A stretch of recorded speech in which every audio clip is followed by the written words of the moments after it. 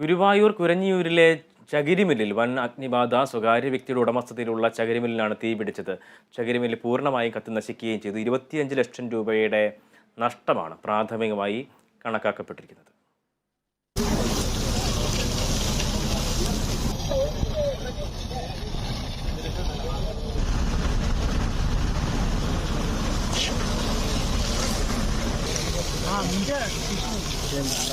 രാവിലെ 10:30യോടെയായിരുന്നു സംഭവം. പ്രദേശവാസികളാണ് ആദ്യം തീ കണ്ടത്.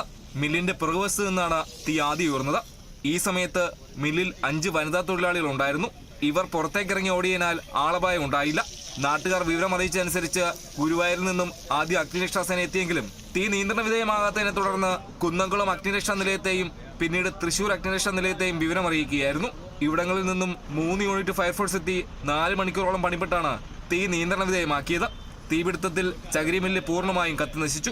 25 ലക്ഷത്തോളം രൂപയുടെ നഷ്ടം ഉണ്ടായതായാണ് കണക്കുകൂട്ടൽ. ഷോർട്ട് സർക്യൂട്ടാണ് തീപിടുത്തത്തിന് കാരണമെന്നുമാണ് പ്രാഥമിക നിഗമനം. Kerala vision news, Thrissur.